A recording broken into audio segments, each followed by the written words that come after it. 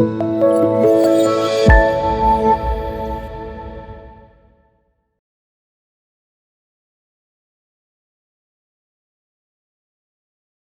next top 10 recipient, nominated by the Kansas City Metro chapter, is Tim Ross, consultant with George Butler Associates, Lenexa, Kansas.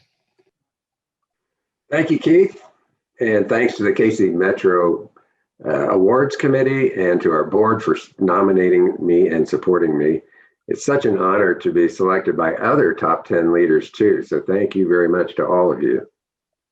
And I have to say, it's truly humbling to receive the kind of recommendations I did from other past presidents at KC Metro, because there's more great leaders in the KC Metro chapter than you can count. So I'm very, very lucky to be the one here today. Professional accomplishments I'm most proud of are relate to values as much as anything. And at our company, we have a culture of learning, and we promote that through quality service. And I really thank my company for always its mission of serving our public works clients through innovation and quality service. And that's been a cornerstone for me.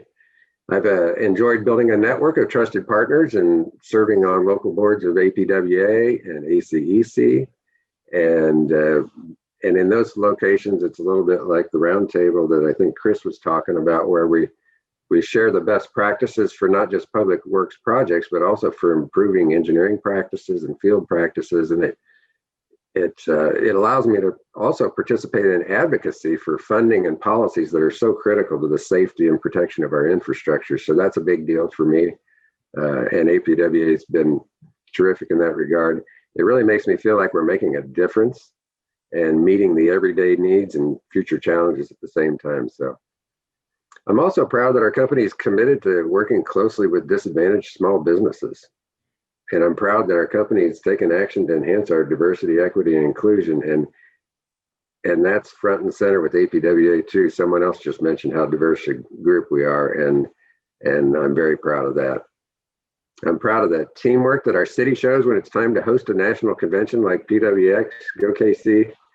And I really enjoyed being a co-chair of that effort in 2018, and got to help a little bit with the international outreach, which was very rewarding. And in Kansas City, teamwork comes in a lot of ways. You know, we have a Kansas City Metro Materials Board that I was one of the startup folks with, and that's a cooperative of over 20 cities and counties working together just simply to create more durable pavement materials and other materials. And it's just a fantastic effort that was a grassroots thing that has made a big difference. And you can see teamwork everywhere around here. Last year we had a small tornado, if there is such a thing as a small tornado, raced through one of the suburbs, and gosh, people, the first responders to that and the public works folks that showed up to clean that up was just amazing. So very proud of that. As far as technologies, I'm most excited about those that are related to climate pressure, dealing with climate pressures, and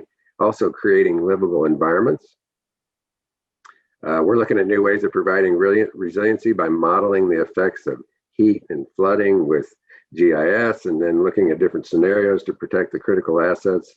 We're inspecting underground and aerial structures with drones, together with a growing component of intelligence that allows better asset management decisions and creates better resilience too. So, and then as far as livable communities, I see communities taking a whole different view of the future that excites me, that has to do with, you know, electric transit and traffic technology, and studying the use of trees to battle heat, and even helping with traffic calming. And I don't know if it's because I'm slowly growing or joining that group of people that are going to need more help getting around and living with climate pressures, but it really sounds great to me, and I think it sounds great to everybody. But whatever changes do come to pass, you know who's going to be doing it. It's the public works professionals. They're the ones that are going to be out there doing it, and that's the most exciting part. As far as APWA, I would just echo everything everybody's said about, you know, it's tied me so closely to all these communities that make up our metro, and it's this fabric of teamwork that we're still strengthening, even for me after decades of service, because I just still have so much to learn after all this time. And APWA has provided me with all kinds of rewarding opportunities that have mirrored the opportunities that my company has offered me, because the missions are parallel. It's all about creating a higher quality of life in all the environments that we serve. So I'll finish with a story.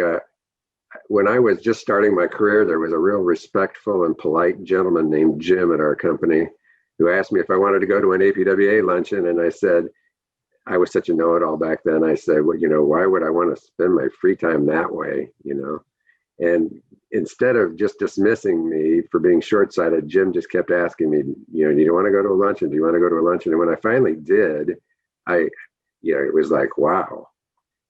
And he knew it would be a wow for me. He knew there was another big dimension to what we were doing in our careers and that I wouldn't want to miss it. So I'm so thankful for his patience.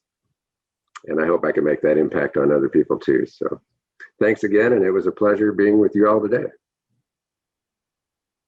Thank you so much, Tim. You brought up so many different things during this: values, service, learning, network of partners, advocacy, DEI, first responders, resiliency. All of these things roll up to make the public works industry what it is. And we certainly appreciate your being a vocal advocate on behalf of public works.